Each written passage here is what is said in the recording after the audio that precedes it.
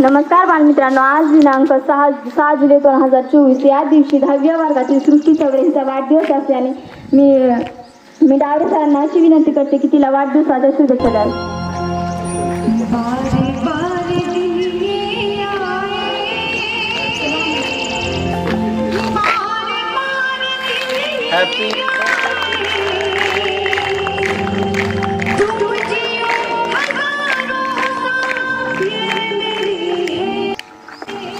नमस्ते दोस्तों, आज तारीख 6 जुलाई 2024 इस दिन 10वीं कक्षा का परिपाठ होने हेतु 10वीं कक्षा ने सूत्र संचालन का काम मुझ पर सौंपा है. इसलिए मैं 10वीं कक्षा की अत्यंत आभारी हूँ. तभी मुझे परिपाठ में सहयोग करने वाले सभी सहेलियां मंच पर आए. आज का सुवचन बताएगी मेरी सहेली तेजस्विनी. आज का सुवचन सुन लीजिए, कोशिश मतलब मन का स्थान. आज का सुवचन फिर से सुन लीजिए, कोशिश मतलब मन का स्थान. शुक्रिया तेजस्विनी. आज के दिन का महत्व बताएगी मेरी सहेली सृष्टि. आज के दिन का महत्व सुन लीजिए, 1917 प्राच्य विद्या मंदिर की स्थापना. आज का दिन का महत्व फिर से सुन लीजिए, 1917 प्राच्य विद्या मंदिर की स्थापना. शुक्रिया सृष्टि. आज के समाचार बताएगी मेरी सहेली गायत्री.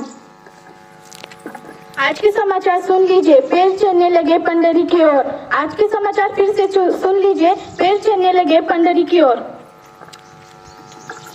शुक्रिया गायत्री. आज के सवाल पूछेगी मेरी सहेली तेजस्विनी.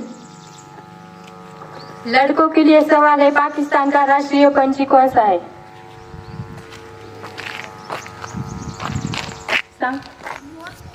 नहीं.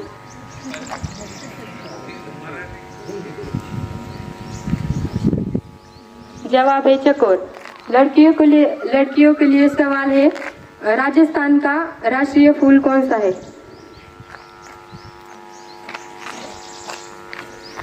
सब लोगों के लिए जवाब है रोहिरा. शुक्रिया तेजस्वी. अब हम आपके सामने कुछ राज्यों के बारे में जानकारी देने वाले हैं. सबसे पहले राजस्थान राज्य की जानकारी देगी मेरी सहेली पायल. राम राम जी. राम राम. मारो नाम पायल भिंगासिरी से. राजस्थान इस राज्य की स्थापना 30 मार्च 1949 को हुई है. राजस्थान का राष्ट्रीय फूल रोहिरा है. लोक संख्या के अनुसार राजस्थान का भारत में 7वां क्रमांक है. राजस्थान का पुराना नाम राजपूताना था. घूमर राजस्थान का लोक नृत्य है.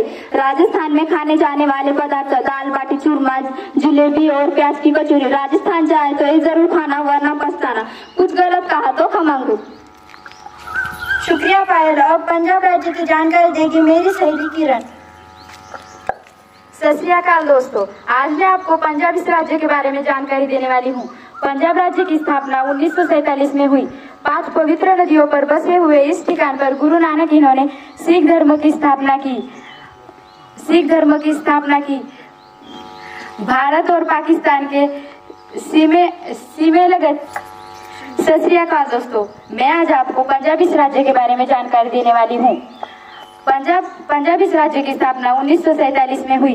5 पवित्र नदियों पर बसे हुए इस ठिकान पर गुरु नानक इन्होंने सिख धर्म की स्थापना की. हमारे यहाँ जब अभिवादन करते हैं या फिर नमस्कार करते हैं तब पंजाब में सत श्री अकाल ऐसा बोलते हैं. पंजाब की राजधानी चंडीगढ़ है. पंजाब के कुछ जाने माने व्यंजन जैसे मक्के की रोटी, सरसों का साग, सूजी का हलवा, आलू के पराठे, गोभी के पराठे. दोस्तों, गिरने से डरांगे तो कभी खड़े नहीं रह पाएंगे. शुक्रिया किरण. गुजरात राज्य की जानकारी देगी मेरी सहेली गायत्री. નમસ્તે, કેમ છો? મજામાં? મારું નામ ગાયત્રી શું છે. મારે તમારી संग कुछ बात करी શું છે.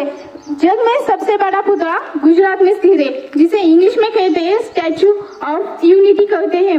ये पुतला भारत के लौह पुरुष सरदार वल्लभ भाई पटेल का है. इसकी ऊंची 18 मीटर है. 1 मई 1960 को गुजरात राज्य स्थापित हुआ था. गुजरात राज्य की प्रसिद्ध व्यंजन है खमन ढोकला, बासुंदी, जिलेबी फाफड़ा, दाल ढोकली, गुजराती कढ़ी, बासुंदी, खाखरा, घुघरा. ये भी व्यंजन गुजरात में प्रसिद्ध है. आपके मुंह में पानी आवे શું છે? नहीं ना? राजस्थान और महाराष्ट्र के बीचों बीच गुजरात राज्य स्थापित है. આવી વાત સમજ में मैं तुम्हें धन्यवाद बोलू છું છે.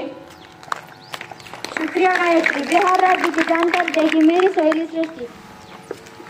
प्रणाम दोस्तों। 22 मार्च 1912 में बिहार राज्य की स्थापना हुई। 1947 के स्वातंत्र्य के भारतीय मूल राज्य है। बिहार के प्रमुख कला साधने में मधुबनी पेंटिंग, लोक नृत्य और लोकगीत भी शामिल है। बिहार का भोजन बहुत प्रसिद्ध है,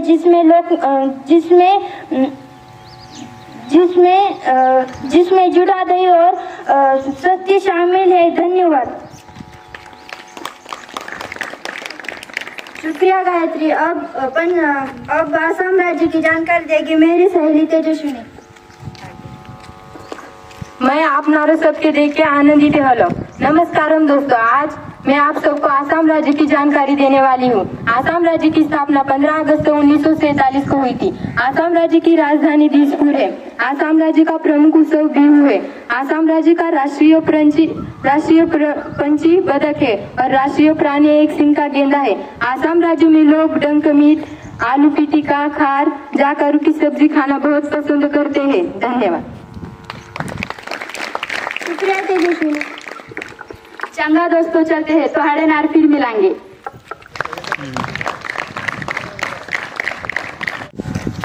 नमस्कार विद्यार्थी मित्रांनो, शैक्षणिक वर्ष 2024-25 या वर्षामध्ये नाविन्यपूर्ण असे परिपाठ आपल्या गणेश विद्यालय हिवरा बुद्रुक तालुका माजलगाव जिल्हा बीड या शाळेमध्ये होत आहेत।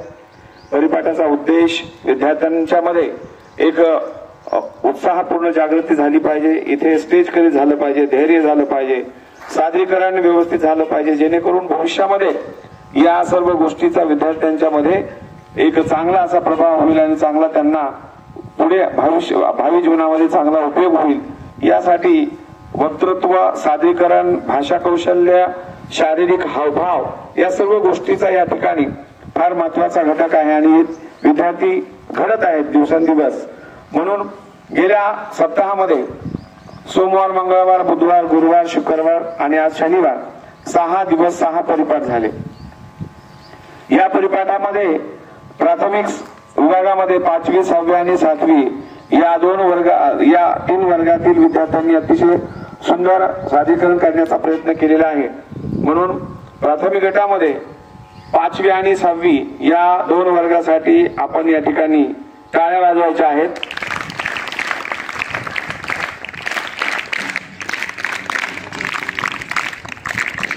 आणि प्राथमिक गटातून इयत्ता 7वीला आपण गेल्या या सप्ताहाचं नामांकन जाहीर करत आहोत। त्याचं कारण असं आहे की त्यांनी सुंदर असं या ठिकाणी स्वच्छतेचं जे आहे स्वच्छतेचा संदेश, हा संदेश हिंदी भाषेतून या ठिकाणी सर्व विद्यार्थ्यांना देण्याचा प्रयत्न केलेला आहे। 6वीच्या विद्यार्थिनींनी या ठिकाणी नृत्य सादर केलं आहे की नाही, आणि 7वीच्या विद्यार्थ्यांनी या ठिकाणी स्वच्छतेचा संदेश सर्व विद्यार्थ्यांना देण्याचा प्रयत्न केला, ज्याच्यावर शासनाचा आणि आपलं सर्वांचं अधिक कटाक्षाने लक्ष आहे। राहिला प्रश्न माध्यमिक गटाचा। माध्यमिक गटामध्ये 8वीच्या विद्यार्थ्यांनी रेग्युलर परिपाठ सादर केला, त्याच्यात विशेष काही असं नव्हतं। 9वी आणि 10वीच्या विद्यार्थ्यांच्या मध्ये तुल्यबळ परिपाठ झाला। 9वीच्या विद्यार्थ्यांनी काल एका प्रादेशिक भाषेमध्ये, एका प्रमुख भाषेमध्ये या ठिकाणी आपलं सादरीकरण केलं आणि बहुभाषिक सर्वांनी झालं पाहिजे याचा संदेश विद्यार्थ्यांना दिलेला आहे। म्हणून 8वी आणि 9वी साठी 3 टाळ्या देऊन त्यांचं स्वागत करायचं आहे।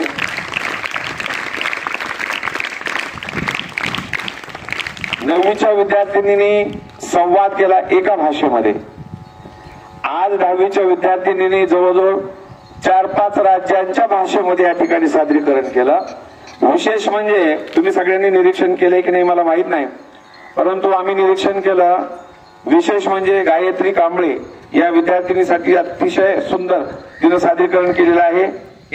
त्या एकटीनं संपूर्ण गुजरात भाषेचं जे वैभव आहे किंवा जे तिचा पाठ आहे, जे भाषण आहे ते पूर्णपणे गुजराती भाषेमध्ये केलेलं आहे, बरोबर आहे का? म्हणून तिच्यासाठी अगोदर 3 टाळ्या वाजवा। अभिनंदन गायत्री कांबळे यांचं।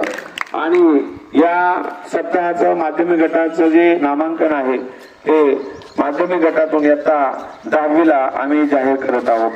विजेत्या सर्व दोन्ही वर्गाचे या ठिकाणी शाळेच्या वतीने आणि आमच्या विभागाच्या वतीने खूप खूप अभिनंदन या ठिकाणी सातवीच्या विद्यार्थिनीने यायचं आहे प्रथम स्टेजवर आणि त्यांचे वर्ग शिक्षक एम डी राठोड सर यांनी सुद्धा समोर यायचं आहे.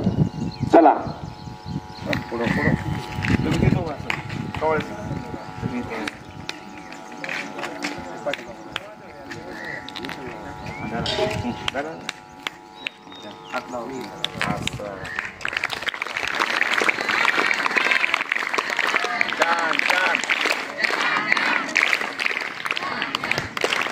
अभिनंदन सगळ्यांचं.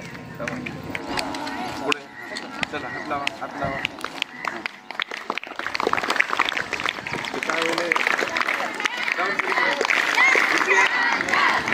लाव लाव हात लाव. हा असं जावा.